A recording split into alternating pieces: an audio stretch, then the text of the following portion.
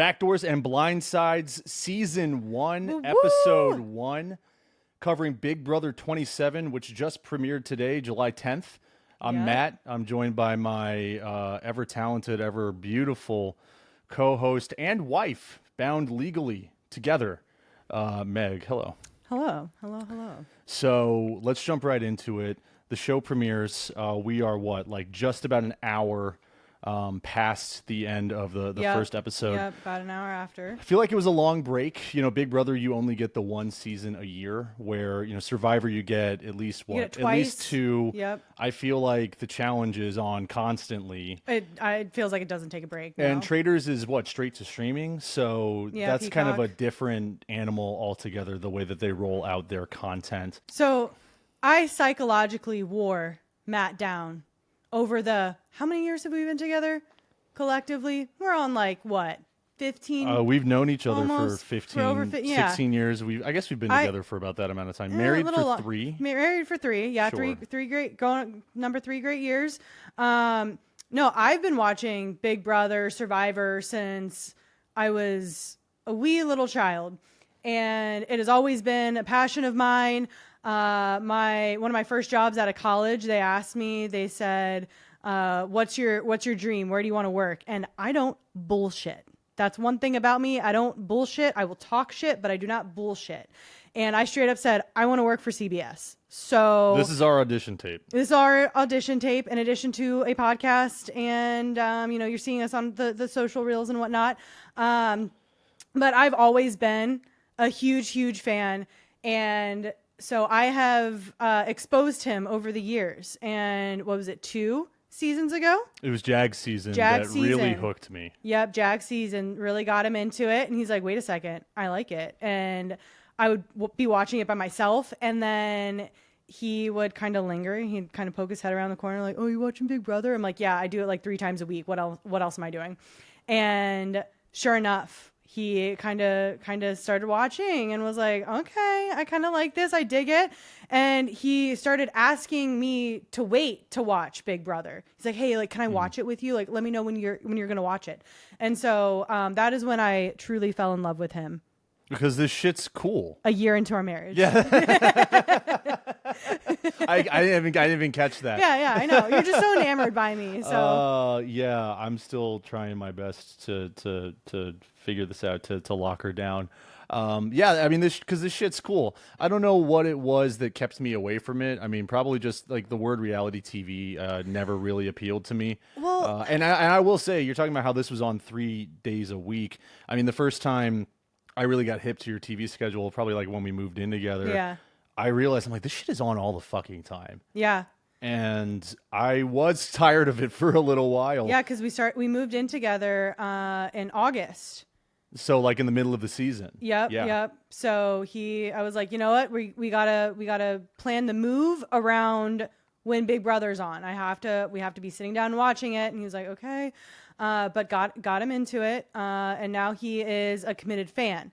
So you might be asking yourself, what qualifies us to run a podcast? You don't need qualifications. You literally don't. But, Anyone can do but this. I have a well of knowledge up here for Big Brother, Survivor, Amazing Race, Traitors, The Challenge, all of the shows. You're an I expert. watch them. I'm an expert, self-proclaimed, and this was it. I wanted to work at CBS, and this is my mini CBS vacation during my day job. So Look, I mean, people have had enough of Taylor, right? Is Taylor hosting the after show on CBS? unsure. They didn't mention it. Oh, did they not? I just can't- assumed she maybe I would. missed it at the All right, end. well then I'm not going to do the bit that I was going to do. But important to note that whatever it's called, Talking Big Brother After Show, whatever they're going to call it, airs I think Friday nights, and Yep. this is going to come to you right after we tape Thursday nights after the live eviction. So you'll get weekly content dropping night of after a house guest is evicted for your morning commute. Maybe you're staying up late playing video games. Maybe you're trying to kill time at work on a Friday. Maybe you're taking it with you into the weekend. Anyways, we're going to drop that down before any of these so-called professionals actually do their wrap-up show. So we're going to give it to you first. And Yeah, if you're checking the show out because maybe we're friends online or you have listened to other programs that I've been on, you might not quite get what's up with Big Brother yet. Maybe your wife listens, or maybe your wife watches. You know, your partner's into it. It's a lot more complex than I thought it was. And Oh yeah. I'm basically outing myself as being completely unqualified to host a show about Big Brother by saying, yeah, give it a shot, because I didn't know that it was good until 2 years ago. But I do know how to do a podcast. And so that's why we're here. You do look at it from a different lens. Yeah. You know, and there's a lot of back and forth, and you'll ask me, hey, why are they doing this? I'm like, no, listen, they need to do it this way, and this is how they need to move because of they did the same thing in these other seasons, and so it's a lot of kind of back and forth while we watch, and it's really fun, and that's why we decided to start a podcast, because we just have fun talking about it, and we want to invite you to talk shit. I would love to continue talking about how great we are at everything. I do want to get into the actual dissection of episode 1 of Big Brother 27. But really, I guess we're explaining all this to you because we want you to watch along. I'm flattered anytime, you know, I learn like I do a movie show and I learn that someone is just listening for the sake of listening, just because they like to hear us talk. They don't watch any of the movies that we cover. Flattering, but I guarantee you this show is going to be better if you're watching this show along with us. You're watching Big Brother along with us. So, hey, that's free advertising for CBS. You're welcome. Yeah, you are welcome. And I will be groveling for sponsorships at the end of this episode, but let's get into it. Episode 1, week 1 of Big Brother 27, starting with, I think, the biggest character of them all, the house. The house, absolutely. Every year they reskin the house.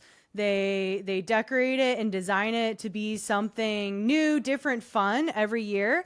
And this year we have a little mystery clue action happening that I personally think is directly derived from the Traitors' success. I really think it's influenced by Traitors. Yeah, I don't think and that's their success. I mean, and that's like, is that a hot take? Because I was able to just take one look at this. I haven't even seen an episode of Traitors yet, and it looks just like. I mean, it looks just like the show. We have to shut down. I have to put them away. We cannot do this show with that. It's fine. It's fine. I've spent hours putting this shit together. People love a dog. He's going to rip all of the cables out. He won't rip. He's going to rip that. We need that cable. We need that cable. And we need that cable, and all 3 of those cables are right behind his back foot. Yes, you're coming from the op side. I think we should ask our audience, should the dog stay, or should we fence them off? Well, we're not live right now, so you're going to get silence in response, which means that I think the dogs are going to jail the next interruption that we get. You can stay for now. God damn it.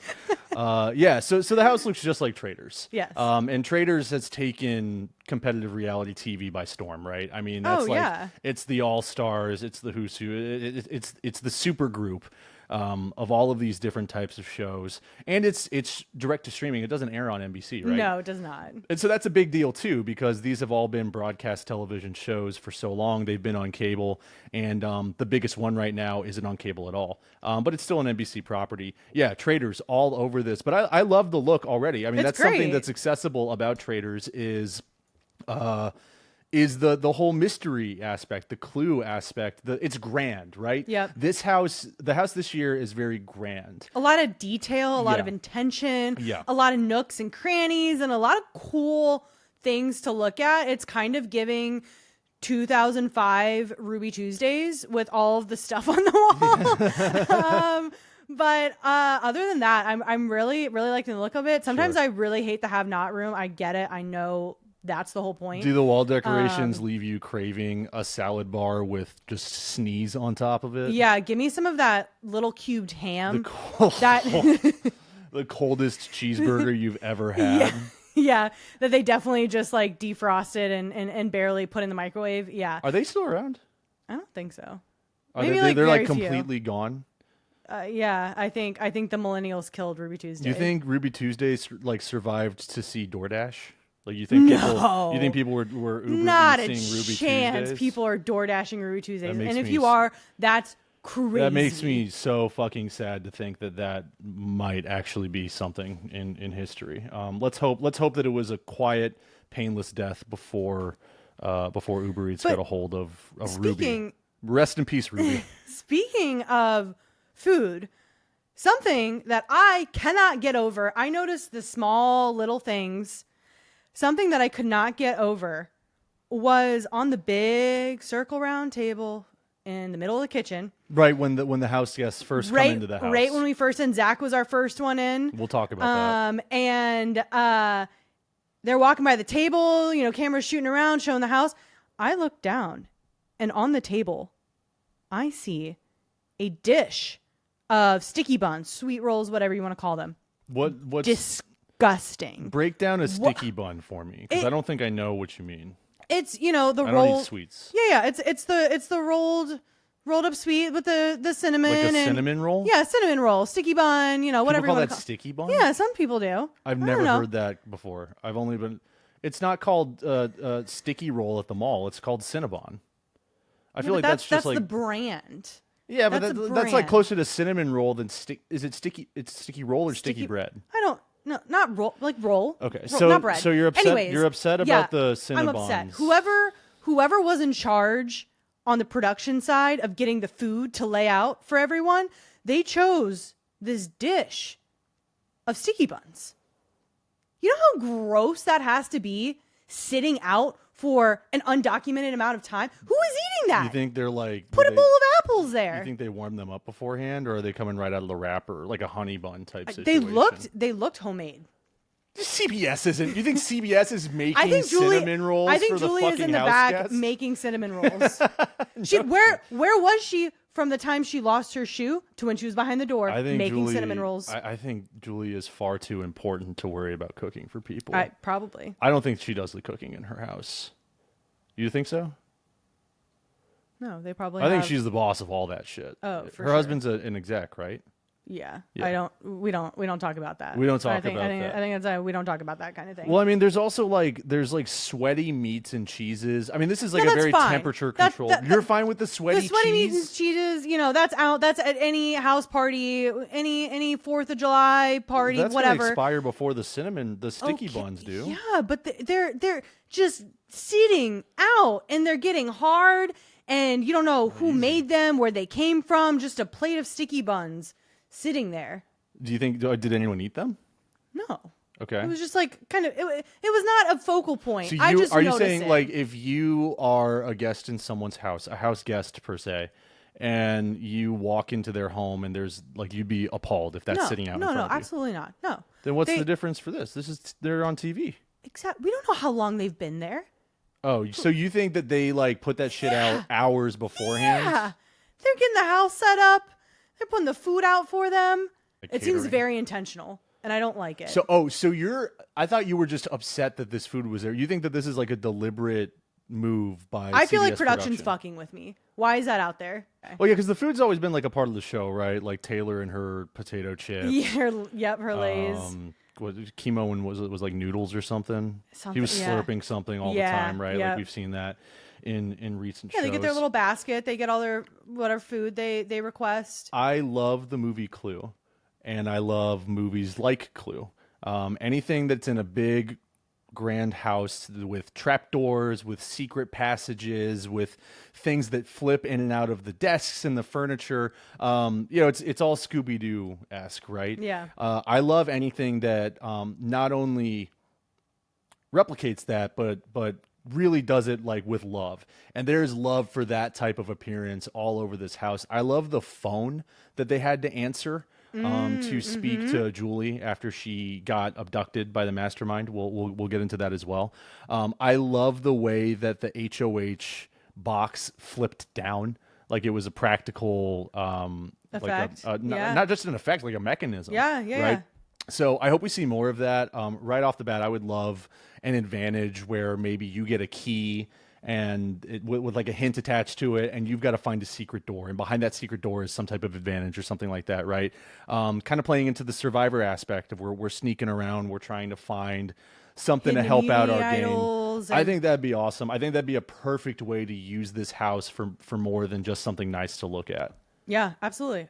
Oh, I also love the fact that they brought back bunk beds. You like the bunk beds? Yeah, I think that's awesome. The grid that they have in there, yeah. Sleeping like in like the ones that are like carved into the wall. Yeah, almost. yeah, That's those are pretty sick. Cool. That's Yeah. pretty cool. I like that a lot. Also, it's just more corners for people to hide in, you know, and, Sure. and canoodle in. Oh yeah. What are you doing? I don't want to be on the bottom bunk. The talks, the conniving, the talks of betrayal, the talks of gameplay. Who would be the worst person from the cast to be your top bunkmate? You're on the bottom bunk. Who are you worried about being above you? Anyone who's loud. Yeah. Ava. Ava. She's clearly the loudest one in the house. No, Amy. Amy? Amy. Yeah, Amy. That's right. We're still learning the names of these people. Yeah, Ava's the painter, the artist, and Amy is insurance agent? Yeah. With the kid who's as old as she is. Something like that. Yeah. Well, I noticed that behind Julie on like the marquee in like the live audience space outside of the Big Brother house, it said Hotel Mystère it's not mystery. It's like And that's with the with problem. an E at the end. Yeah. Big Brother, we're dumb. We don't know how to pronounce that. Yeah. Well, I kept waiting for her to like drop it, and she never did. So now I just I think have she to said wonder. it once. There's no way. I would love to Roll back figure the out how to tapes. pronounce this shit. Because then I'm also wondering, like, is it Big Brother 27 : Hotel Mystère? Is it Big Brother Hotel Mystère? Is it Hotel Mystère, the Big Brother story? Is it Hotel Mystère there and back again? You know, I want to know. Well, first of all, I want to know how to fucking pronounce it. And then if this is like a theme. Yeah, like it's important to know if they're staying, if the house, we're talking about like the concept of the house is actually a hotel. That would be an important thing to know in figuring out how the rest of the season is going to work. And I wish the little things that they named also had to do with the hotel. Right? We'll get into it a little later with it's not Battle Back this year. What'd they call it? The AI Arena thing? Yeah, the AI Arena. BB Blockbuster. BB Blockbuster. Yeah. Okay, yeah. I want name it something to do with a hotel. Keep it on brand. You know, I love the consistency. That's where my branding mind goes to. But you know, looks great. We're fans of the house. Fans of the house. I like A+. it way better than last year's. I will say my one gripe, in addition to the sticky buns being on the table, are the couches. Are the main couches. I think they're too angular. It's like the shot of everyone sitting together on the couch, it feels strange. How is it different than previous seasons? The couches are more swooping and more the couches are swooping. more swooping? Yeah, they're more swooping. What the fuck are you talking about? You know, they do a little swoop. You're upset with the way the couches look in the Big Brother house? Yeah. The show's been on for 45 minutes. Yeah, because they're angular. Most of the couches, I feel like, from my little goldfish memory, they are kind of like that semicircle look and feel. You know, they're a little wider. I think they're a little more open. These two really long couches feel very like angular and like it's cutting off the space, and the shots are too tight. Like I would rather have a little bit wider of shot so I can fully see everybody. Because right now you have people kind of stacked sitting on each other, and obviously as the show goes on, people get sent home. You'll have a little bit more tight. space. It's a tight but living room it's a little tight. And I want to see more of the body language, and you don't really get that with how they're sitting. Got it. Yeah, I mean, we were getting a lot of wide shots here. By the way, she can't remember vacations that we've been on, but she can remember what the couches look like in season 15 of Big Brother. This is true. We like the house. Fans of the house, better than last year, and excited for the surprises that are going to come with it. What is it? Expect the unexpected. Yep. That corny ass shit. Big Brother's corny, but it is. It's endearing, right? Yeah, absolutely. It's a little kitschy. Yeah. Yeah. Joseph from last season posted on a story right as the show premiered, the episode premiered. I think he said, "I can't believe I was on this corny ass shit." Hope you got something out of it, dude. I do like Joseph, though. I want to get him on. We're going to talk about movies and mustaches and shit like that. Oh, mustaches. That's a great segue. House guests. Let's go down the list. Do you want to go through them all? Let's do it. All right. First up, Kick us off. we got Kelly, who is, I think she's like a software developer. No, she's a web designer. From South Dakota. Yeah, and I always have a soft spot in my heart for a creative, a designer, a marketer, that kind of stuff. I always have a soft spot. I'm a graphic designer, so whenever I see that title flash on the screen, I'm like, let's fucking go. So a little bit of me is rooting for her in that regard, just because we live in the same creative sphere.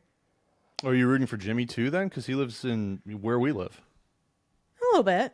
I tried to be secretive about that. They literally say he's from DC on the show. I guess that's not really important. I'm assuming most people listening to this first episode also know where we live. So some of them have our address. We got Zach up next. Oh, any thoughts on Kelly? Anything else that really stands out about her? She acts like kind of like Quinn. I mean, she's got kind of that Quinn look to her. The overalls, the glasses, the red hair. No. She's All wrong. See, this is goofy. No, this is before your time. I have a Quinn comparison in a second, but it is not Kelly. Kelly is giving me Nicole Franzel vibes. So Nicole, she's a favorite. Oh, favorite. I'm a huge Nicole Franzel fan. And the big glasses, anytime someone has big glasses on in the Big Brother house, I'm like, Nicole Franzel. So I think she's giving a little bit of those vibes, but she said in her Big Brother cast reveal debut, Big Brother put out a reel with all the cast members, and they had a little index card, which they wrote on. Incredibly underwhelming. Yeah. But... And just said they wrote one word that they were bringing to the Big Brother house, and hers was quirk. So, I don't know. Do we like someone that self-identifies as quirky? I've met them. They fucking Do you irritate like me. them? Yeah. Yeah, I mean, it's the worst type of person to be around. But she seems great. We'll see. I mean, she's her energy is not overbearing. She's a world traveler. Yeah, that's fun. like that kind of took me by surprise. Pilot, which is cool. That's why. Yeah, because she had to fly the fuck out of South Dakota. So you're a fucking pilot, dude. Like if you know, like you're not a professional pilot, but like Will is I don't know if Will's a professional podcaster or not, right? Like say you're a pilot, not a web developer, unless you want to like keep that close to the vest. But I don't know why being a pilot would give you an advantage in Big Brother. I don't know. Aside from like maybe being able to like handle big things, hold your bladder for an extended period of time when you're up on the wall or something like that, or in the what is it, the pressure cooker? Yeah, maybe. Yeah, so she's flying those biplanes. There's no bathrooms on those. You're either pissing in a jar or you're holding it. Right. Anyways, who do we have next on the list? We got Zach. All right, let's go Matt to Zach. 2.0, not me, Matt, but Matt from last season. Matt first out of the house. Pretty similar. A lot of athletes this season. Yeah, and he's one of them. I think he was a local guy too. He was Washington Nationals minor league team. That's fun. Yeah, minor league ball player, which is cool. I would love to. Would that be the Peanuts? I hope we get into. Yeah, that would be Potomac Nats. Yeah, Peanuts down in Fredericksburg. And people, if you're not from here and you're just saying peanuts, it sounds like you're just having a fucking stroke or like telling a really bad dirty joke. Yeah, no, that is slang. Yeah, so he was also the first in the house, and that's like a superstition, right? Yep, sure is. So that means what? That you get evicted pre-jury? That's what happened to Tucker. Is there anything? Tucker was the first in the house last year. Oh, okay. Yeah, and he was evicted before jury. Is there any like direct correlation, or is it just like bad luck to be? I mean, you're not going to win. People have like matrices out there, and so statistically, it hasn't worked out. But I feel like it's more of a superstition thing. Yeah, than anything else. Like if I'm going into the house, I do not want to be line leader. But they probably, I don't know if they stack them a certain way going in. Yeah, I mean, he's athletic, he's passionate, he loves his mom. It sounds a lot like the deal that Matt was throwing at our us. Our good old season. Christian boy have to have one of those on there. So yeah, check, you know, we're talking about how much we love everyone all of the time. Nothing that I really care about in contestants for this particular show. This isn't Bachelor. I don't want to see your I don't want to see you hug your mom. I'm sorry. You should hug your mom, by the way. I'm not saying don't do that. But if that's all you've got for me, it's that and swinging a baseball bat. I don't know what else you're going to bring to the show. Although he is a ham because he won the first comp to rescue Julie and get the advantage. Alert. And well, yeah, I mean, I would assume people know that we're talking about all results on the show. If you're listening and you want to watch Big Brother, pause it, come back to it. Come back to us. But he won, and he is like doing muscle arms. He's pointing at Julie. He's making faces. He's flexing, looking right at the camera while he's standing up there. I mean, hamming it up. He is a ham. He wants to be in the spotlight. I mean, it makes sense, especially if you had like aspirations to be a professional athlete. You know, this is a way to reach a new group of people. If you were to categorize him as a certain type of ham, are we talking, you know, Thanksgiving Day ham, or are we talking about the Ruby Tuesday salad buffet ham with the little square slimy pieces? Time will tell if he's a delicious honey baked ham on Thanksgiving or if he's Ruby Tuesday sneeze ham. Next up, Ashley, a lawyer from New York City.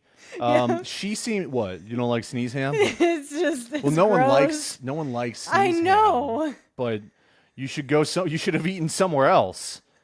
It's because I've eaten so much sneeze ham over the years. Oh, of yeah. Ruby How much Tuesdays. sneeze ham do you, if we're talking like pounds, how much sneeze ham? No, not pounds. No, like, I don't Ounces? know. That's a pound. That's a pound. That is not a pound of sneeze ham. How much sneeze ham do you think you could eat? None now. For like $100. 100? No, I'm not eating any sneeze ham. I think I could get through. I could do a pound of sneeze ham. No way. Yeah. No way. Do I have to eat it by itself, or could I put it in like a salad? Or do you know someone has sneezed on this ham? I would just assume just because assuming. it's the ham at Ruby Tuesday's salad bar. I would opt to eat 0 sneeze ham. I'm a recovering germaphobe. Remember this. I could get through a pound without thinking too much about it. Yeah. If you got a hookup for sneeze ham, get at us. I'll do a little content. I'll do a little extracurricular content. Ashley, the lawyer from New York City, right off the bat, she admitted herself that she's a player, she's a gamer, she's ruthless, right? She's bringing that lawyer mentality. I know better. I know how to get around folks. I'm working logically. I'm working strategically, efficiently. Quick mind, right? She's hiding from people that she is a lawyer. Smart. I mean, we see it every fucking time, right? No one fucking cares about your job title. The lawyer or the unemployed person can win the game. It doesn't really matter. I just like it's a trope that they play. There's someone on every season. They're either a cop or a lawyer or, you know, something that they're trying to hide. No one cares. But Bowie Jane kept it a secret from everyone till the end, right? She was also a DJ. Yes, but she billed herself as a DJ on the show, and then at the finale said that she was like a prosecution lawyer in like Los Angeles or something like that. Yeah, she had like a crazy awesome job. Oh yeah. Probably way better at that than playing Big Brother. Yeah, probably. She was fun, but I mean, she was the biggest pawn I've ever seen. Yeah.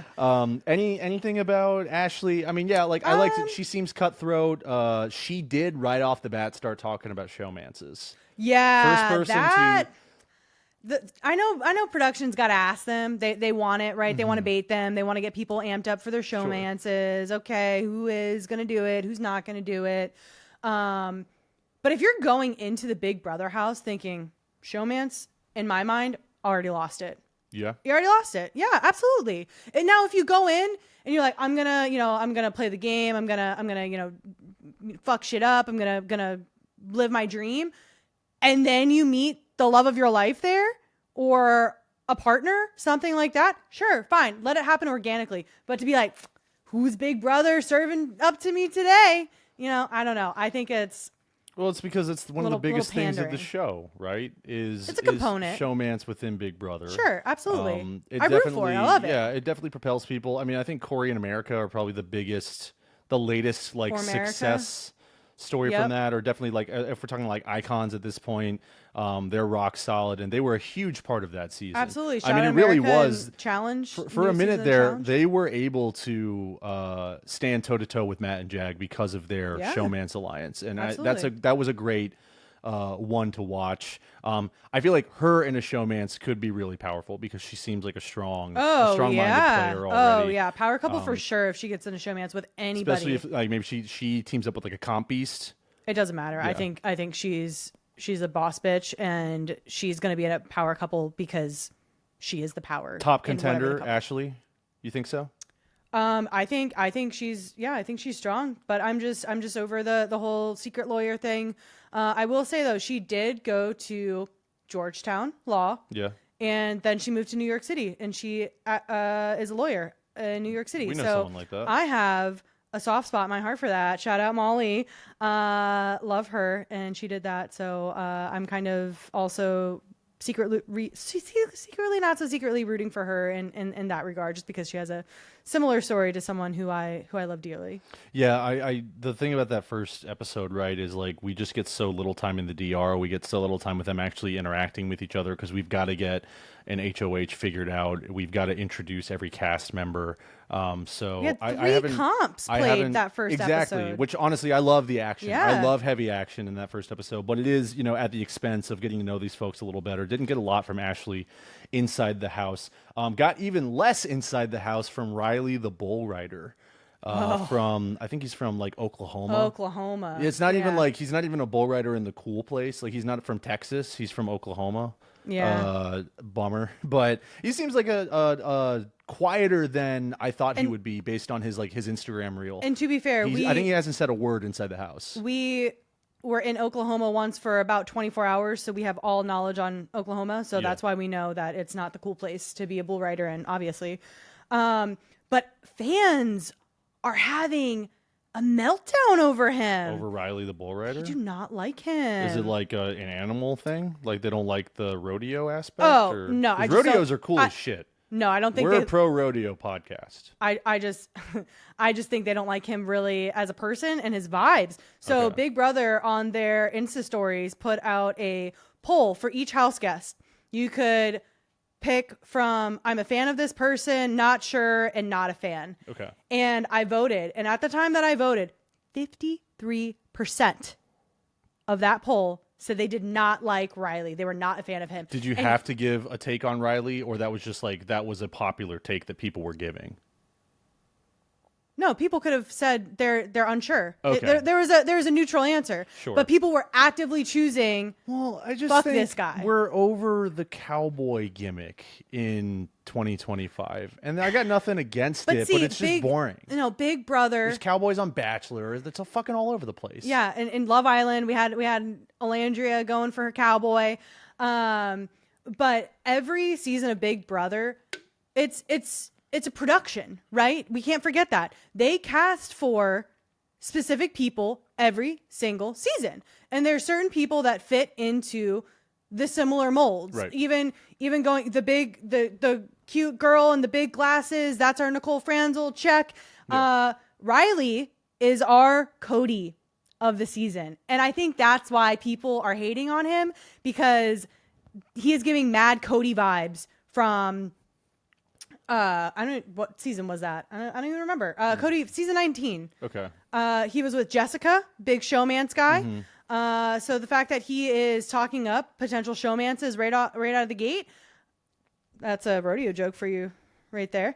Hi-yo. Heyo. She's funny too. I'm here all night.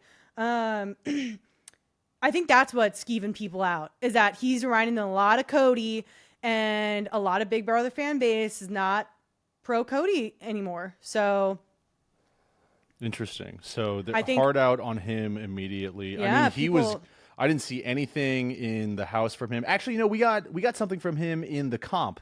He deliberately lost the Fine Julie comp. He said that he didn't want to be viewed as a threat, which is also what like every fucking other person says. How do you feel about that, by the way? throwing a comp, Yeah. me personally, I couldn't fucking do it. Just because you're too competitive, though. I'm angry when I lose. Yeah. I do you're not you're not fun to play games with. You get so fucking mad. I don't. I get passionate about putting my best forward in an event in which there are stakes. Okay. So I don't think, honestly, my ego would be too big. I don't think I could. I would have to give it my all. And if my all didn't win it, then that's fine. Because if now people like Riley, there are a few others that said they were going to throw it too. And I'm like, what are we doing? Which I get is, you know, there's a lot of pressure that comes with that. You just walked in the Big Brother house, maybe a little nervous, a little scared, don't know what's going to happen. But the fact that all of these people are saying they want to throw it, run the tapes back next week. If your ass is walking through that door and I rewind the clip and you say that you want to throw the first HOH because you don't want to be perceived as a threat, you're already a professional bull rider. You've got some of the sex appeal, the build of an athlete. You know, I don't have respect for that. You're already the target. You're saying so why are you? It's a free for all. It's the first eviction. It's going to be just based on who hasn't forged close enough friendships. Throw it when there are stakes. There are no stakes right now. Right. There's zero stakes. I look at it as just an opportunity to miss out on first of all, a reward, right? Because Zach won $10,000 right off the bat, fucking day one in the house, and he's got 10 grand to his name because he found Julie, because he completed the puzzle correctly, and him and Adrian were neck and neck. But yeah, I don't understand throwing this early on. I don't think I ever would, because I just look at the reward. It's high risk, high reward, but the reward is always going to outweigh that risk this early on in the show, because the advantage could be too great. And don't get me wrong, I think there is strategy to throwing a competition at the right time. Sure. Depending on the lay of the land, what players are left, you know, maybe you're riding the middle and you don't want to show your cards, so you can't win because you don't want to put all of your best friends up, supposedly. So I get that. But yeah, way too early to be talking throwing comps. If his ass is out of the house by the end of the week, then he deserves it. Yeah. Anyone that throws it the first week, because listen, what I would rather do is suffer the consequences of the fallout of that and have to make those hard decisions than leave my fate into someone else's hands and have that nasty mark next to my name saying that I'm first out of Big Brother. Absolutely not. Yeah, I think you have to play your ass off in that first week, because you know, we can just cover that now too. Jimmy winning the advantage of being able to, the assignment, I guess, of choosing 4 people to play in the HOH comp, and everyone turning him down because they don't want the pressure of being HOH. I think that's so stupid. You're guaranteeing that you're not going to be that first person that leaves. I just think that's the most embarrassing thing that could happen to you on this show. Like, being outplayed. You're not even like outplayed, right? Right. Like, you underplayed and you went home. Yeah. You're gonna leave the Big Brother house with regrets. Really? You can't outplay someone in the first week. It's too early on. You're forging all those relationships. Unless you're Angela from last season. Holy shit. I mean, she played like she outplayed everyone. Oh yeah. She outplayed CBS, by the way. Yeah, CBS was not sure. ready. I could not believe the gold mine that they struck with Angela last season. We're big Angela fans. But I think, yeah, like I would just, like, on a personal level, I would say, well, only 4 people get to compete in HOH. Well, hell yeah, throw me in there, because I want to get it at least once. That means that I had a better shot of winning, you know, that I could at least chalk it up to a competitive loss if I lost out on a competition versus just feeling like a fucking outsider and being shut out of the house. And listen, too, those 4 people that were chosen, that doesn't happen a lot, right? So you're now having the ability to forge this relationship with a potential HOH. You can go to them and be like Adrian and say, hey, put me in and I'll throw it to you. And the people that he chose were, God damn it, I lost it. Where'd it go? Fuck. I had the list of the 4 people. Oh, he chose Vince, Ashley, and Adrian. So right off the bat, there's trust between those 4 people, because I think he specifically chose them when they said they guaranteed, oh, if I win, like I'm not putting you up because like you gave me the spot basically. Well, to be fair, the way it was shot, it made it look like Adrian was one of his early on conversations, and Adrian was the person who said, "Hey, I will do this on your behalf. I will throw it to you if that's a possibility," right? And then Jimmy went back to Zach, Vince, mustache is Vince. Jimmy went back to Mustache Vince and was like, "Hey, would you throw it if I?" And then, of course, Vince is going to say yes. You're always going to say yes, right? So the fact that Adrian gave that information away without being asked, that means he's, in my eyes, a little more trustworthy. He's gaming. Than fishing for an answer. You can't trust that. That was the first instance of like real gameplay that we saw this season. He said he was bringing the strategy in his little intro. He said he was gonna play early on. Well, let's talk about Adrian really quick. So, he is a carpenter from Texas. I loved his package right off the bat because we see him training in his backyard on his own wall, and his friend's hitting him with the pressure washer. Yeah, it's pretty good. It's just his friend with like the fucking pressure washer gun 5 feet from his buddy. That can't feel good. It looks like something out of Jackass, honestly. Yeah. So I love guys being dudes being guys training for Big Brother. Oh yeah. Well, this is reminiscent of Carson Garrett from season 44 of Survivor. He was famous for building all of this big Survivor challenges. So he was building mini versions of them. I believe he even has an online store where you can buy his model of the game that he designed and based off of the Survivor game. So the fact that Adrian is building a literal fucking wall in his backyard is crazy. So we know he's a huge super fan. We know he has the mastermind, kind of approach to it. It really giving me Carson Garrett vibes from 44 Survivor with that. I want to know how else he prepared for Big Brother. Like we talked about him sleeping on the floor, getting ready to be a have-not, right? No, we didn't. Oh, that's crazy that he mentioned that. He goes, I was preparing for Big Brother. I, built this giant wall in my backyard. Don't mind that. That's cool. But also, I sleep on the floor to pretend to be a have-not. That's psycho behavior. I'm like, sir, I think you can just order a bed. I think you just need a bed. You think that he's making up for the fact that he doesn't have a bed? Yeah, I think he's like the unemployed guy has a bed, but he doesn't. Yeah, it's not adding up to me. He's a carpenter. He can make his own bed frame. Next up, who do we have? Lauren, bridal designer from, I think like Alabama or Louisiana, I think something like that. And she was a self-proclaimed BB super fan. Which I think I was glad to hear because I saw her pop up and I said, I think she has the wrong show. I think she meant to be on Bachelor. Why? She just kind of has those. She just kind of has those vibes. She kind of has those Bachelor vibes. Hi, I'm Lauren. I'm da-da-da. I'm looking to find love in this journey. Sure. I could hear it. Sure. Yeah, that's a good point. I could see her on any of those dating shows, but if this is her show, then she knows how to play. That's why I'm excited that she's a super fan because she's not just, someone looking to be on a dating show like but an she Ashley is looking for a showmance.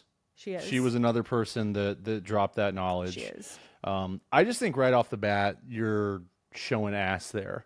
You're saying that this isn't my main focus I don't have a singular focus. Your singular focus should be to win the game. And you're going in there and you're already thinking about other things besides winning the game. So anyone who right off the bat says they're looking for a showmance, I think they're out of the house. Red flag. Yeah, I think that Lauren does not make it to the end for that reason. Someone who might make it all the way, though, is Keanu. I think he's fast to become a crowd favorite. He's got the charisma. He seems like kind of a goofball. He is by far going to be a comp beast, right? He's fucking yoked.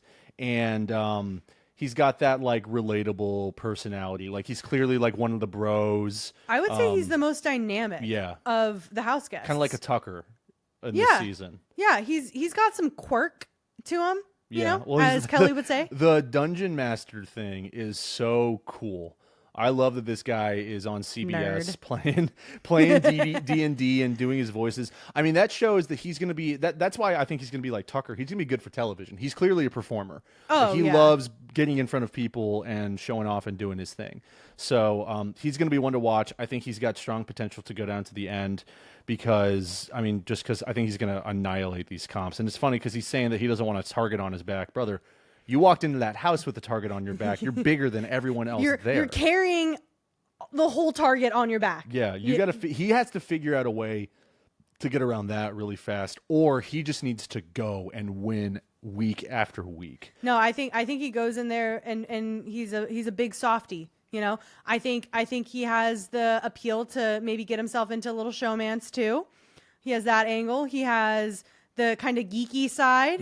Then he has the workout side. So the physical component, I think he's pretty well rounded. But big guy, potential comp beast. I think that's always, you know, a red flag if you're in the Big Brother household.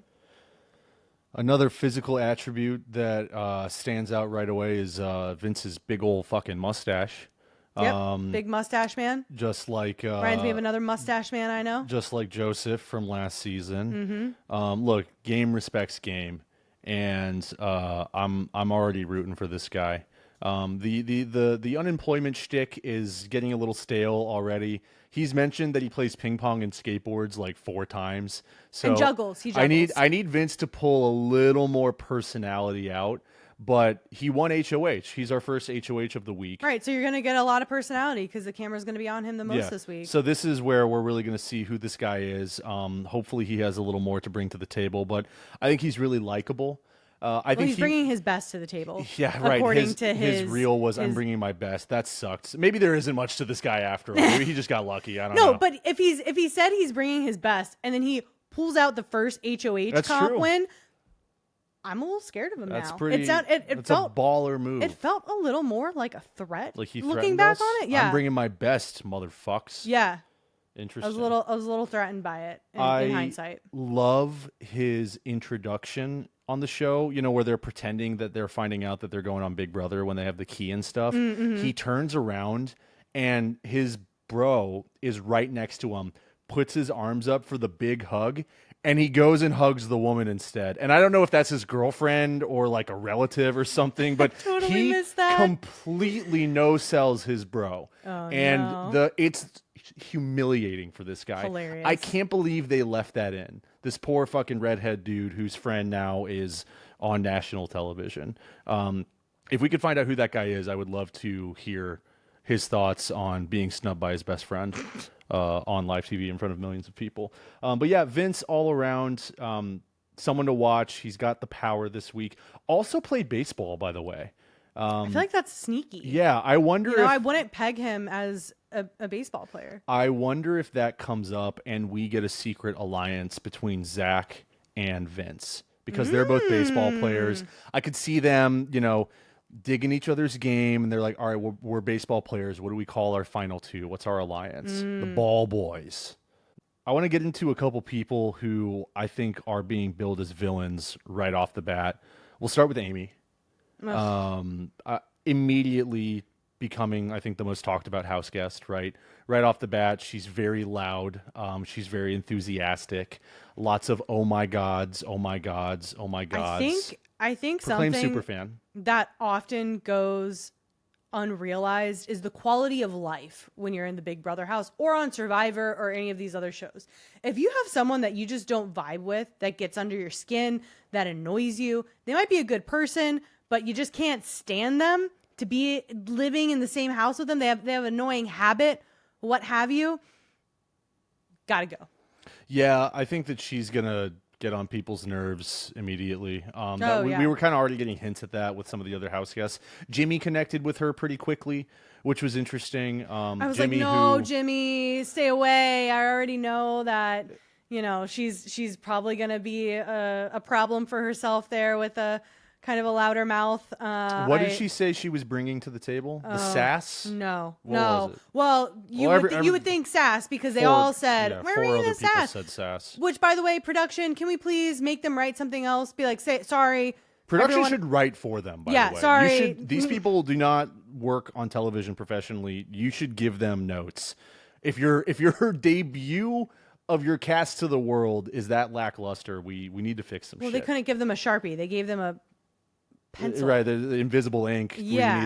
They wrote it in lemon juice on these cards. You couldn't even see it. couldn't What see did it. she write, though? She said she wanted to start an all-girls alliance. Right, she said girls club. Yep. And I immediately didn't like bad vibes. Everyone You hate women. Known woman hater. Yeah, certified known woman hater. No, everyone every year, whether it be Big Brother, Survivor, what have you, every time they come to the table, oh my gosh, we should start an all-girls alliance. It's the first to go. It's the first thing that breaks up. We need a little more substance than that. You know, we maybe need a meathead to manipulate and placate and have us do have them do our bidding for us. You know, but it's just something that's so overplayed. Same with the lawyer bit. The hidden job thing where, oh, cool, we're bringing up an all-girls alliance. Like, I am pro girls alliance, by the way. Don't get me wrong. But that's the first thing that you're saying that you're bringing into the house. Again, we're going to go around to Houseguests. Ooh, all-girls alliance? You want to be an all-girls? Of course people are going to say yes. Everyone's going to say yes to everything until it doesn't work for them, and they blindside them. Right. Yeah, I think it's an immediate way to become like a very obvious threat. Yeah, anything absolutely. that's like a big alliance is a bad idea. Because and listen, so when you're going into this game saying I'm going to make an alliance with 8 people right off the bat, I just think that it's going to very clearly, like, you're making a line in the sand. Yeah, a way line too in the early. sand, a 1 or a 2, and it's not worth the risk, right? It's not like throwing a comp or something like that where it could be, risking painting a target on your back. This is like assuring that you're going to get a target on your back. Right, because what's going to happen is one of these girls are going to bat their eyes at Riley or Zay or Keanu or whoever, and we're going to be in a showmance now. And guess what? They're going to on the hammock and say, oh, yeah, Amy mentioned an all-girls alliance. Gets messy. Homie's going to go back to his alliance with the guys and be like, hey, we got all girls alliance brewing. Amy's the head of it. Gotta get her out. I've seen it happen so many times. So here we go again. You know? You have an alliance with 7 other people. That's great. That must feel pretty good.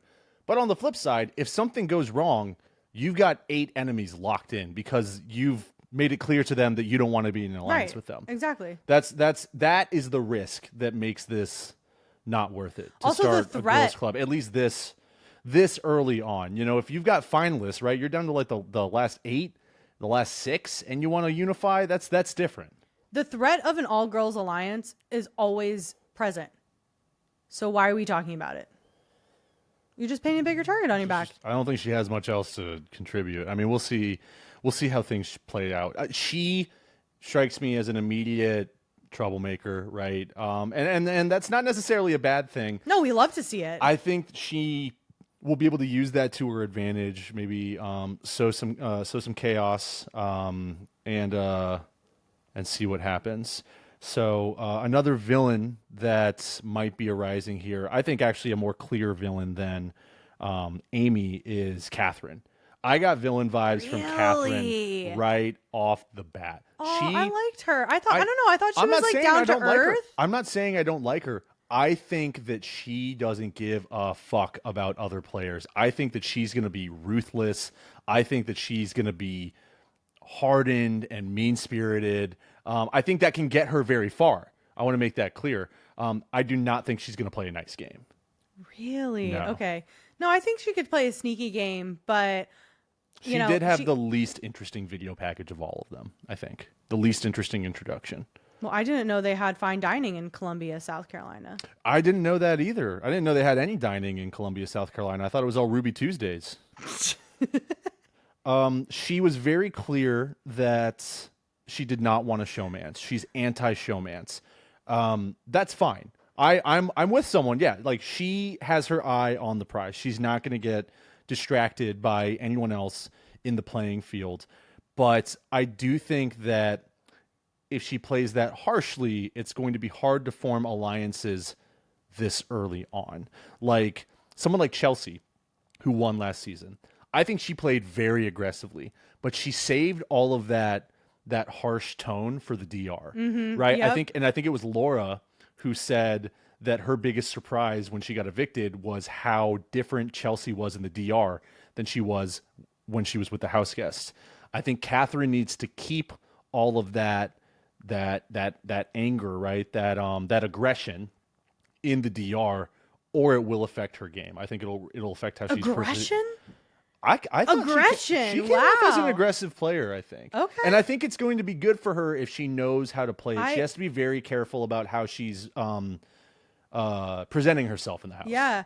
I just didn't see her through that lens, so that's interesting that you say that you felt that she was aggressive. I don't know. But she does remind me of Haley from season 20. This was before your time, but this is, if anyone out there remembers, it was Fessy or Faisal. It was his showmance. So that already kind of has me in that like showmance brain, just her giving off those Haley vibes. So we'll see. We'll see what happens there.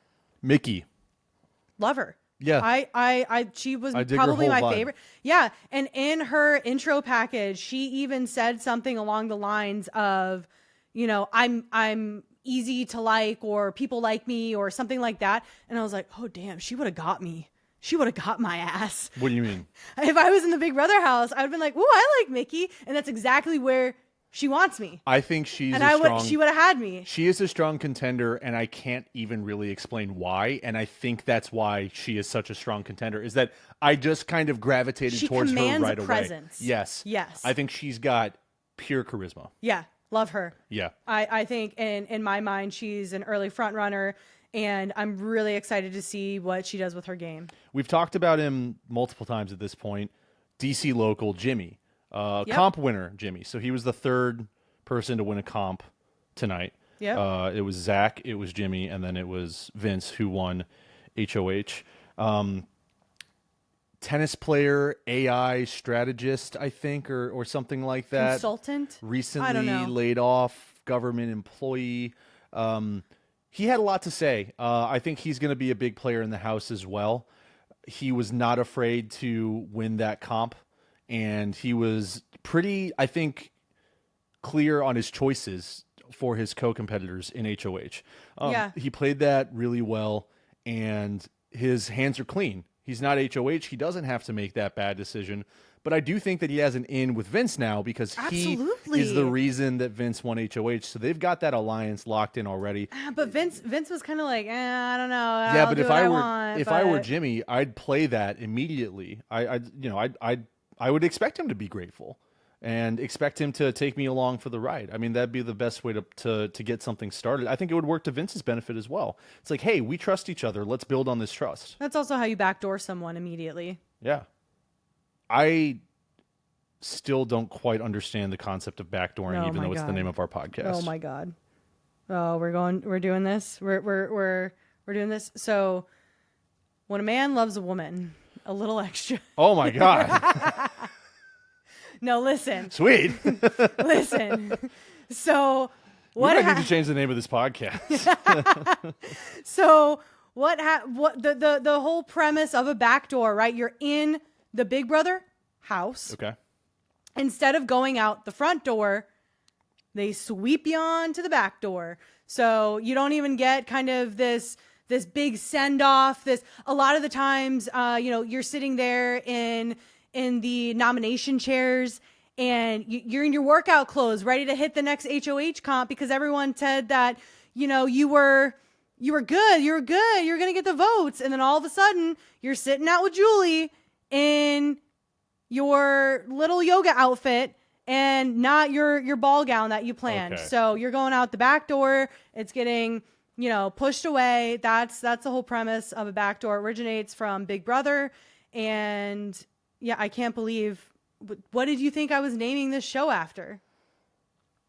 I mean, I just rolled with it. I know it related to Big Brother. I just couldn't figure out exactly what the strategy is. I've also asked this question for 2 years, and I still haven't quite nailed it. I think I got it though. So who's going to backdoor who in this situation? Jimmy or Vince will be doing the backdooring? Well, Vince is the HOH. Okay. So he is the one potentially doing the backdooring. Okay, so like Jimmy, if he gets Jimmy out this week, then I would consider that a backdoor because. Is that his best option? Is that his best move? No, not necessarily. I think early that's to tell? It's too early to tell. We need another episode here, because we just got the intros. But no, in that situation, that would definitely be a backdoor move, especially if Vince has buttered Jimmy up the whole week, saying, hey, I got your back. Thanks for picking me for the comp. I got you. I got you. Everyone's like, cool. You're good, Jimmy. Whatever. You're sitting on the block. I'm Vince. I'm going to put Jimmy on the block to make sure that people don't think we're as close as we really are, and to kind of hide that relationship maybe. And then if Vince's whole true nature the entire time was to get Jimmy out, backdoor. Got it. Okay. I mean, I love that there are already options out there. I mean, I love that there's already gameplay to be had. There's moves that they could make. Yeah, they kind of started off pretty hard. Fan of Jimmy. I'd like to see him go far. Obviously, rooting for your hometown heroes as well is always going to play a part. Morgan, someone who got a big push in her video package, had a lot to say, and then really kind of fell into the shadows when she got into the house. We just haven't seen a lot of her DR yet. Professional streamer, gamer, and model. That's our check. We got a model for the season. I really like the idea of a professional video game player in the house. What does she play? Do we know? No, I mean, I found her stream channel, and I got to check out some of her favorites. I'm not sure if she's like a Rocket League or like an Among Us, or I don't know, she's streaming fucking Elden Ring. But I love.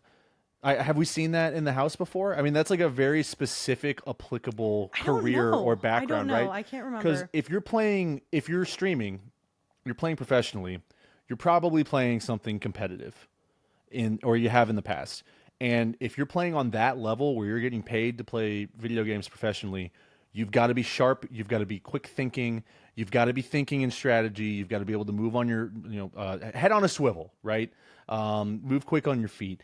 And I think that could be really advantageous to this. And I think it's really smart of her to keep it a secret from folks that she is a professional gamer. I would keep that to myself as well. I know that we give, God damn it, what's her name? Ashley a lot of shit for hiding the lawyer thing, but that's like par for the course at this point. It's a new job that we've seen in the Big Brother house, and I think she's playing it right by keeping that to herself. We like it. Next. Ava. Oh, she's maybe a new favorite. She also is bringing the quirk, I would say. They love her in the DR. Oh, she's going to be eating that DR up. I'm excited to see more of her. I hope she stays around for a little while. She's kind of the offbeat one of the season, right? Sure. They, again, back to them typecasting for certain personas.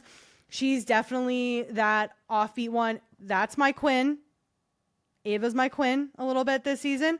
She also has me feeling like, you mentioned her earlier, Bowie Jane, giving some Bowie Jane general vibes, and Rockstar. Yeah.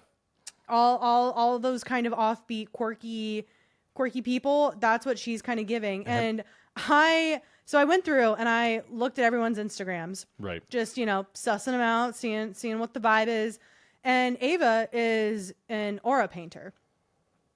Which she tried to explain that on the show, and I still didn't land for me. So it's of the spiritual world, right? Like ghosts and shit. Yeah, like mediums. So she paints ghosts. No, like there's a belief or a theory out there that everyone puts off an aura. Okay. Right, and you're radiating these certain emotions and colors, actual colors, and only certain people who are maybe connected to the spiritual realm, like a medium, for example, a psychic, can see your aura, and those auras will tell things about you. Okay. You know, do you know what mine is? No, I can't see. Oh, I don't. I thought you were a fucking expert on this. You just No, broke it all you down asked for me.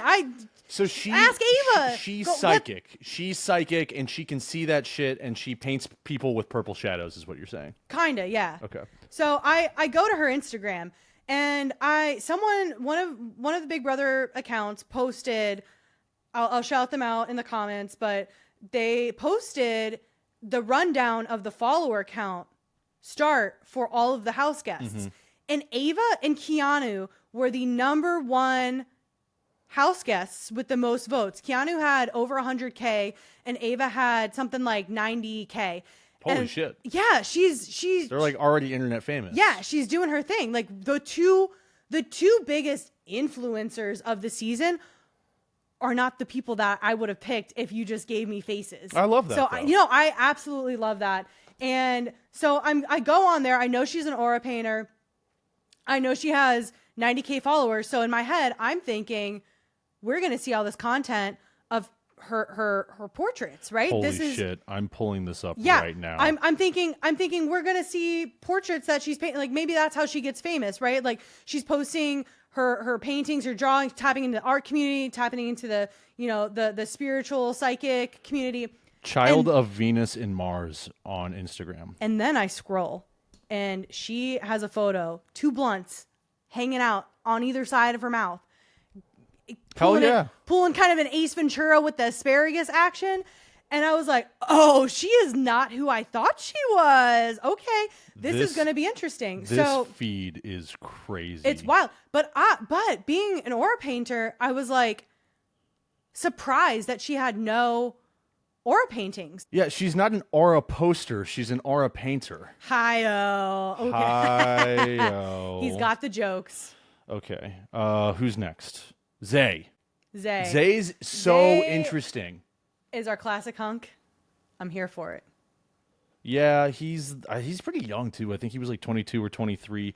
Door-to-door salesman. Oh yeah, that's right. More interesting. I'll tell you what. I'd open my door. Oh my God. I'd buy what he's selling. And when someone comes knocking on the door, I don't answer that shit. No, that's my job. I gotta deal with the shitheads, with the product or the roofing or yeah. I'm yelling at you through my doorbell camera, telling you to get off my lawn. Right. You're not having a lot of face-to-face interaction with the door-to-door But solicitors. the doorbell goes off. I'm looking at the app. I'm like, oh, who's at my front door? And I might walk over. I might open the door. And usually, if I get to that point where I'm opening the door and someone tries to sell me something, I'm like, oh, sorry, like my husband, I don't know. I'm just a silly little wife. Yeah. My husband knows the Wi-Fi stuff. You don't need me anymore. Yeah. No, yeah. I'm like, what are you selling? So tell me more. If the door-to-door salesmen Girl Scout cookies are handsome, I don't have to go and deal with them anymore. Yeah, I think that's what I'm saying. All right. We need to have a pipeline of failed modeling careers into door-to-door sales so that I don't have to deal with that shit, because I'll let you take it from here for a bit. Zay's so interesting. I really the big thing here is that he was a Mormon. Yep. And he got out. And he must have gotten out recently, because there are photos of him at BYU. There are photos of him with family that look pretty recent, but I wonder if we're going to get more about his family, about that exit from the Mormon church, because he talked a lot about how he's like living a totally new life now, which good for him. I mean, what a fucking life to live, is you're going on national television. Yeah, absolutely. So something interesting about Zay is he is friends with someone who was on Survivor. So he has a CBS connection. How does he know? Who is it? I can't remember. I saw it when I was scrolling through his Instagram, but I noticed someone in the photos. I was like, man, this guy that he's posting photos with kind of looks familiar. And sure enough, I clicked on it, and he was Chris, maybe, from Survivor a few seasons ago. So he has that CBS connection. That's so interesting too, because he's so young. I mean, that can't have been around for how long ago was Chris on Survivor?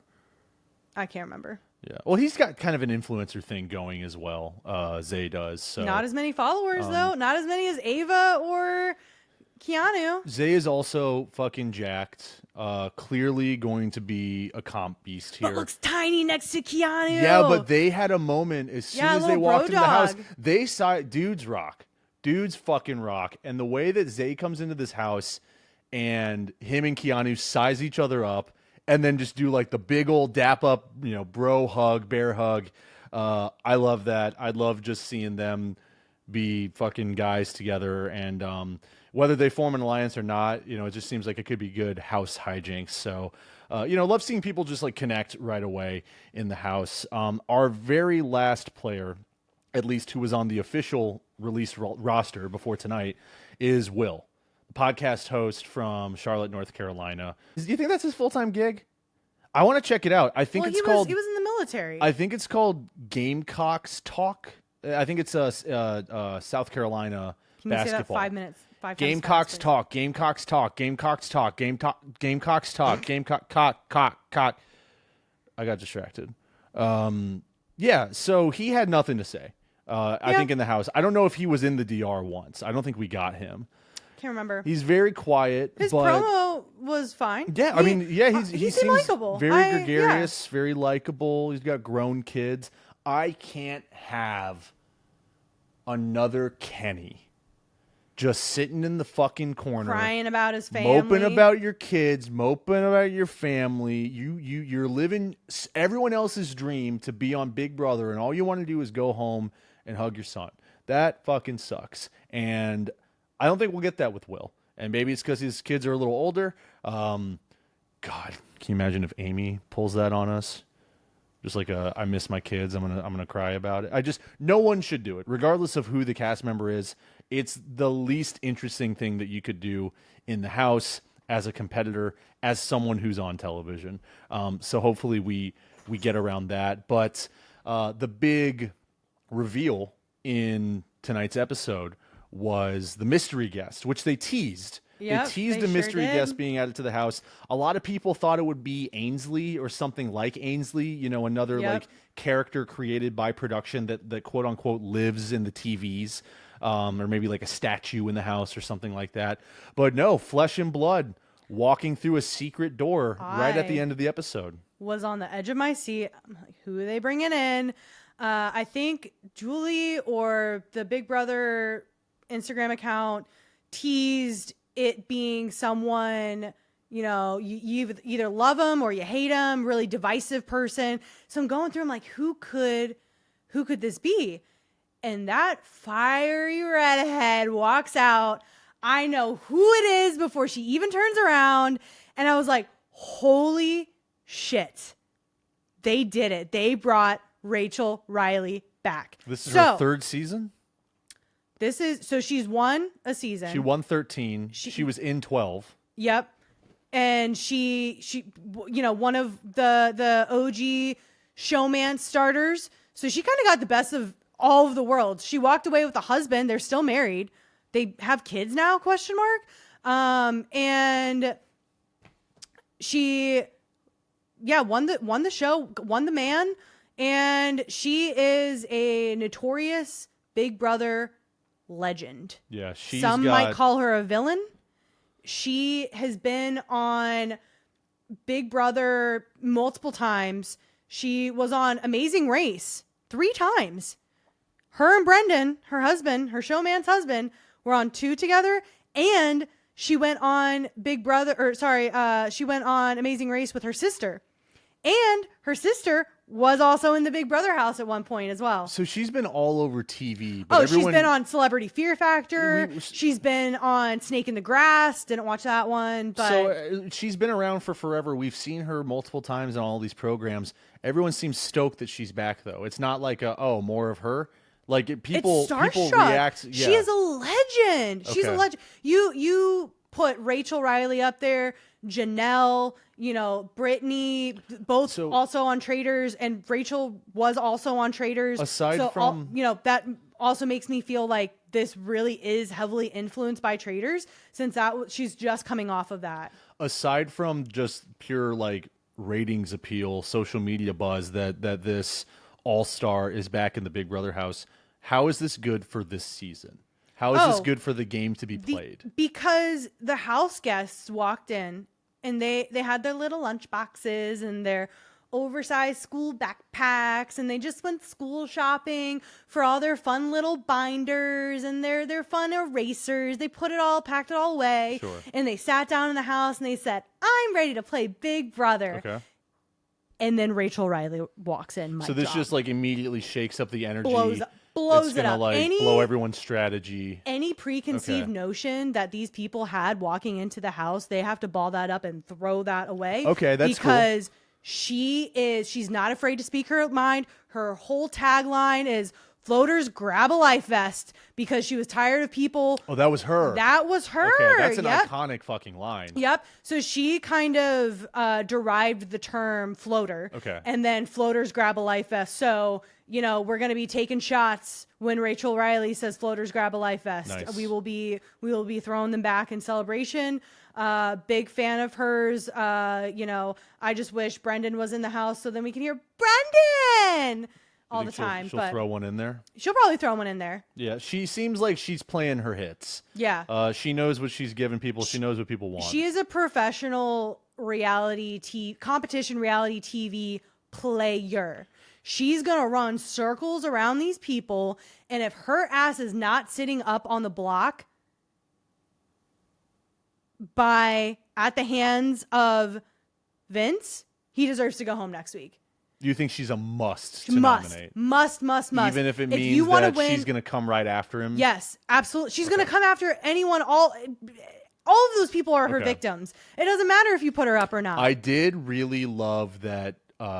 First of all, I don't know why being a super fan has to be such a big secret. It shouldn't be. Again, like, if you're a on the trope show that I'm and tired of. If you're on the show and you know how to play Big Brother, you fucking watched the show before, unless you're like a true idiot plant. Well, you had a lot of people coming from being an influencer. Okay. That's why I said I was shocked to see that Keanu and Ava were the influencers of the season, so to speak. Everyone else kind of was in the like 30s, 15s, actually a decent number of them in the low thousands. So not your big swinging influencers like Love Island. Love Island's just full of influencers, and that's the problem with it. This USA season, but I digress from that. Don't want to get too wrapped into that, even though the finale's coming up. You expect her to be in that BB blockbuster on Sunday? She better be.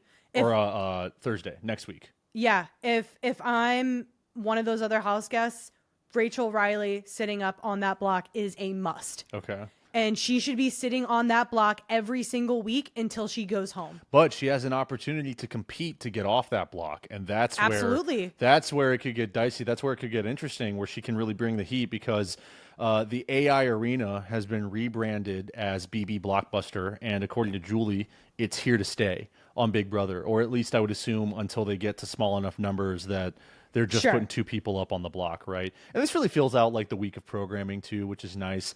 Also, 90 minutes on Wednesdays, which will be cool. Yeah, I love more content. Yeah, give it to me. Love that, too. We are going to be working really hard on this show. But I thought the AI Arena was cool for a week, and then I kind of got tired of the shifting around. I feel like gameplay was not being followed through on, because too much was left up to comp wins once the block was already set, or once the nominees went up. It incites chaos and paranoia, and that's very clear from the beginning of this season. We are inciting that from the get-go, from having Julie come out in the house for the first time maybe ever. I think was wild. I was shocked. I thought they were going to have one of those, cardboard cutouts of Julie standing behind the door and like, haha, it's Julie, or like a screen and she'll be on it or something. No, they put her in the house, and I was like, let's go, expect the unexpected. Can you imagine if they had her like tied and gagged to a chair? Like, they really go all the way. No, but I did love that production. They before she goes missing, it's a shot of her single heel out on the studio floor. And she comes out of the door after that comp win. Zach opens the door, and she doesn't have the other shoe on. So for continuity's sake, I was like, this is hilarious. And she's limping around. She was in looking like 5-inch heels on She looked premiere like she night. was missing a foot. Yeah, you were like, oh, she fell. And I was like, no, she didn't fall. She's 5 inches higher on one leg. By the way, I want to point out, Zach, you ham it up like some shit when they go to commercial when you're standing up there with Julie, and then you walk behind her and watch her just fucking struggle getting down those stairs. Pick her up. He did not go, and I understand. It's Julie Chen Moonves. It's very intimidating. You're fucking starstruck. Don't touch the talent. Right. Like, I wouldn't want her, I wouldn't want to put my hand on her shoulder, but you at least offer your arm. You just say, hey, can I help you in any way? Sure, yeah. Dude, he made her hobble down those stairs. No one else from production is back there. Like, who else is going to help her? Yeah, I want to see that take where she's coming down those stairs. Is she painstakingly going down each and every one of them? If I'm down on the floor and I see her hobbling down those stairs in 1 5-inch heel and Zach's trailing behind her, I'm running up those stairs. I'm getting brownie points with Julie yeah, you right gotta. away. Oh, yeah. Yeah, I'm asserting dominance over Zach, because then the whole house is going to see that too. The whole house is going to see this idiot didn't help the most beloved person in this program, the reason that we're all here. Yeah. That's a great way to just pull one over on this guy and fucking emasculate him in front of everyone. I mean, it's diabolical. But Yeah. I think that's moves like that. That's like the real psychological warfare that you could sure. play to be successful in this house. That's something that Catherine could pull off. I could see her doing that. Right? You think she's a conniving? I You think she's a mastermind? I Okay. think that she could use that to her advantage if she's kind of playing with this hardened attitude, and that's like really how she played herself. She said, "I had to raise myself. I've got this outlook." And I've had a really tough life. I have to swap out the sneeze ham every hour at Ruby Tuesdays in Columbia, South Carolina. Yeah, the only fine dining there. So that is the BB blockbuster. It's here to stay. I'm not totally against it. I guess, yeah, inciting chaos will be fun, but yeah, we need to see Reilly in there week 2. Absolutely. The mastermind. I want to talk about that. Is that what they're calling him? The mastermind, the guy with the mask. He's doing like the jigsaw thing on the what's camera. with the Saw bit? It's like Traitors and Saw mashed up together. It's weird. season. I mean, I know like this. They had Ainsley, right? They need. I guess they need that character still. It. They didn't have it before. I wonder if it's going to be someone that we know. Maybe it'll be like. You think there's going to be a reveal? I think there will be a reveal, and I think that it'll somehow come into play later on in the season. I think it has to. There's going to be maybe when the BB blockbuster goes away, when we whittle down this cast to whatever it might be, 10 people, 8 people, whatever. We see a reveal with the mastermind, and it's going to completely change the way that the game is played. Because that kind of happened with Ainsley, right? And we also had Janky there for a little while. You know, I could see that type of switch being happen. We get introduced to a different character. We see a face reveal. His intentions are revealed, whatever that may be. What's more interesting than the mastermind character himself is this accomplice that we ended the episode with, right? Yeah. The very last thing that we talk about before we cut to credits is that the mastermind announces there was an accomplice amongst this group. So we're led to believe that one of the 17 house guests has been assigned to be the accomplice, right? And within the game, America's player is kind of what right. the term is called in other seasons, where someone has a secret agenda. They might get some money for doing it if they pull off tasks or whatever, or maybe there's a consequence if they don't do it. And this season is a serious one. Yeah. Very early on too. I mean, the first episode, and we're already you're right. The paranoia builds even more. Like Rachel Reilly walks in, and then it's like, oh, by the way, there's a secret mastermind in the house, and it's go not figure her. them out, and it's not her. That's a 1-2 punch, and then we'll see you next week, everybody. Okay, bye. That's Good luck.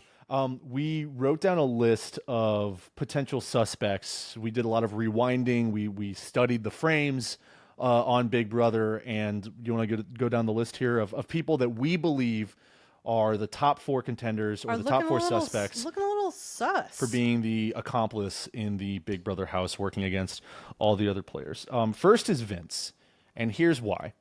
If you look at the shot, that's a great impression of Vince. If you look at the shot when they're announcing that there's an accomplice, or sorry, no, it's not when they announce the accomplice. It's when the lights go off. When the lights go off. So we rewound the television. Yes. And we're like, oh, because Julie said that's what he helped with. Let's back up and let's set the stage here. The mastermind announced that when the lights all went off, when Julie got quote unquote kidnapped, when the relic disappeared with the HOH necklace, there was an accomplice who did all of that. And so we figure the accomplice knows that the lights are shutting off in this room. And They're if expecting it. You go to right before that happens, Vince is staring at the fucking ceiling. Yep. And I can't imagine the ceiling of the house is all that interesting because at the end of the day, it's a TV studio. There's a lot of bright lights up there, probably. Yeah, it's blinding. it's studio lights. Yeah. Right. So how often are you just looking up in the Big Brother house? There's nothing to look at up there. I think he's the top contender because he's waiting for those lights to hit because he knows that it's coming, which would be very interesting because he is also HOH. So if the HOH is also the accomplice, that could very early on send this game I didn't even think of that. into a crazy Wow, fucking place. Yeah. And in that case, yeah, like you got to get Reilly out, or you really do become like a crazy power duo. But I think that could get really dangerous. But if Vince is HOH and the accomplice, and he has Reilly on his side, that could be unstoppable for the show because there's something that no one else knows about him that he can keep using to his advantage, but he could never tell her about it because she would use that against him. And I do like the fact that we get to kind of play along, Right. too. Second suspect for the accomplice, for the mastermind in the Big Brother house, Zach. Same frame where Vince is looking up at the ceiling. Zach is running his hands through his hair, kind of looking off to the side, like he's waiting for something to happen. Yeah, he's got that physical tick. He is not paying attention to what's going on the screen, and that's the thing is that's why it's so easy to see these is because everyone else on those straight ass couches is looking up on the TV at the TV on the wall, and so we found all the people that weren't doing that. And yeah, Zach is looking off to the side. He's running his hands through his hair. He looks like he's waiting for something crazy to happen. He was also very competitive in that first round, right? Like he could be someone who would be really interesting to have that advantage. We'll see where it goes with Zach. I think it'd be more interesting if it was Vince. Also, Zay's sitting there got a stank face. He's frowning with his arms crossed, like he doesn't know what to do until the thing happens, and then he can remember how to be a person again. Right. He can resume everyday activity. Yep. He just kind of like went to sleep for a second. Everyone else is, kind of like, oh, what's going on? Their posture is a little more relaxed or whatever. But he's the only one crossing his arms. He's kind of looking down, a little nervous. I don't know. Yeah, I think Zay, another interesting person to have this. Yeah, we'll just leave it at that. Fuck. I'm losing steam, sorry. We're going for too long. And lastly, Reilly. Riley's not looking at the TV. He's looking at the floor. Again, like he knows the lights are going to go off, so he's focusing on his feet, right? He doesn't want to have an overly surprised reaction. He's keeping it to himself. So those four are the top suspects for the accomplice. Who are the four again? Vince, Zach, Zay, and Reilly. I think Vince is the biggest suspect and also would be the coolest if it's him because of the power he has right now. Could you imagine if the HOH gets booted out because he gets found out? That'd be crazy. How would they be able to boot him out if he's HOH? Because if they sniff the mastermind out, then they leave. Oh, okay. Oh, you mean just like after this week? Yeah, I think the way that they set it up is that if the House comes to a consensus, an overwhelming majority, that they think person X is the mastermind, then that person gets booted. Well, and they all have to come to a consensus, right? That it's the one person. I don't know if it's a House consensus. That's right. So I already forgot that was part of the whole game here, is that we left the cast with having to discuss amongst themselves who the accomplice is, and it's like the Mafia game, right? If you ever played Mafia at like summer camp or in school or something like that. And I like it, but you're right. If they boot Vince, HOH gets tossed back up in the air. They have like another what comp or happens? something Just like that. New week, basically this week didn't happen. If it's him, then I'd be scared shitless right now. Yeah. I mean, I think if anyone, but I don't know if people realized early on that there was going to be deliberation on who it is. I mean, so someone's going to get kicked out of this house that is not the traditional eviction. That's what it seems like it's leading up to. Could be. We don't know for sure. Right. But if they identify the wrong person, then it doesn't matter. And the person who was the mastermind gets to stay in the house and continue as a normal house guest. A lot of early shakeups. Yes. In the very first episode, there's a lot of crazy shit that has been thrown into this game. I don't remember moving it this quickly before in the last couple of seasons that I've seen. So it's going to be great. 25 years of Big Brother. Yeah, it's going to be great. I'm stoked to see where things go. I expect the unexpected, but I mean, it's already been crazy. So there's one more segment that we haven't completely ironed out, but we want to get into like a fuck up of the week, a mistake of the week, the biggest. The biggest screw up, right? The worst move of a week of game in Big Brother. So we'll probably be bringing that in the next episode.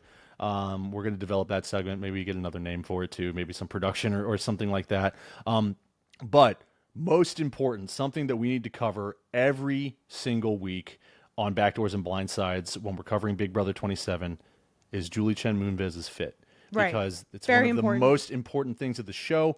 Everyone calls it out, compliments it when they're giving their vote to evict. Julie, you look marvelous tonight. Yeah, you look stellar, Julie, right? It's like it's part of the show culture at this point. Yes, absolutely. So we thought that we would offer our thoughts on it every week as well. You're a little fashionista yourself over there. Yeah, absolutely. So, That's what people know me for, my eclectic and widely cast wardrobe. Right. Basically, Matt looks like Vince. He wears beanies and flannel shirts and has the mustache.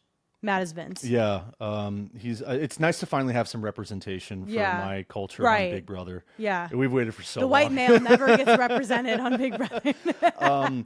So this blue and white, kind of floral print dress, kind of swaying. I think she's like got a shoulder out and all these. She's got all bracelets these bracelets on, not a watch. What are we going to say about Julie's fit? I mean, I think it was fire. All right, that's it. Moving on. That's the end of the show. Holy shit, that rocks. We made it. We made it a whole episode, and we only had to stop like 6 times to battle studio equipment or just reset because we're a little excited recording our very first episode together. But a couple things that I wanted to go over first. We owe some thank yous. Absolutely. Meg and I have been developing this show for about 2 months now. I think we started in May, just started talking about what we wanted it to be. I was like, hey, what if we did this? We got the idea. He was like, yeah. Yeah, and could do it. And it's sick, and we're really stoked that people are checking it out. People believe in us, and maybe even are checking out one of our favorite TV shows just because they like the sound of our podcast. But there were a couple people who were integral in helping us set this up because I've never built a podcast studio in my home before. It's a lot different on the production side now than what I was used to 6 or 7 years ago. So right off the bat, Othello and Blue Shorts from It Doesn't Matter. So many text messages and calls, and Othello really is excited for us to start the show. He helped in us kind of brainstorming some ideas, some titles, and told me everything I needed about setting up at home, as well as Sean Anderson, Hack City, also known as Gigantor. Appreciate it, bud. Same thing, just a lot of technical questions. He works in the industry. He was able to share a lot. And Clay Smith from the Discourse Lab, a lot of help in our software, our camera setup, stuff like that. Love all those guys, and really appreciate them helping us get started here.